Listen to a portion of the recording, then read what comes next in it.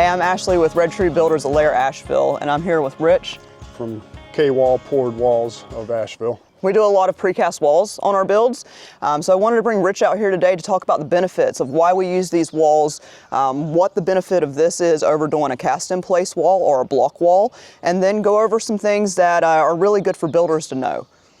So starting out, Rich, kind of to walk me through the benefits of precast walls over cast-in-place walls. What are the top things? Why would a builder want to go with these walls over a traditional masonry wall? The benefits of a precast wall is we manufacture it in a controlled facility. So weather delays are cut down to a minimum. Like we were just discussing, we want to pour the floor, but it's raining. So we have to dodge around rain and weather when it comes to cast-in-place walls. Mm-hmm. The second advantage of precast walls is the fact that it's ready to hang drywall today. The minute we put it in your job site, it's ready to be wired, it's ready to be insulated more if you just choose, and it's ready to be drywalled. So a lot of our poured in place customers, we pour the wall, and then they hire a framer, buy a bunch of lumber, hire a framer to come and frame out along the walls. And then they got to hire an insulator to insulate the walls just to get to the point where your walls were the day we installed them. Framer reference on this home, they got out here at 9 o'clock in the morning, started setting up. By 10 o'clock, they were setting the walls. 1 o'clock in the afternoon, they were completely done. So we had all of that work done. We're ready for drywall down here after the concrete slab is poured in 4 hours. That's the other big benefit. Time of construction on site. Typically, it's a one-day install with a monocast wall. The other advantages we have is the precast walls, they set on a crushed stone base. No one's walking around in mud. That's, see that over there? That's what we walk on. Yep. Most all jobs. We're mud up to here.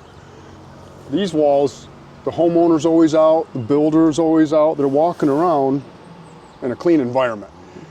That is also such a perk we never really realized when we got into this. Makes everybody happier when they're not standing in 4 inches of mud. Yep.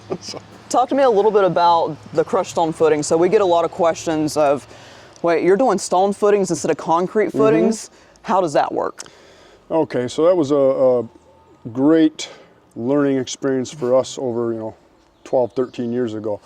The definition by any engineer of a footing is an element that'll take the weight of the home and set it down on the existing virgin soil.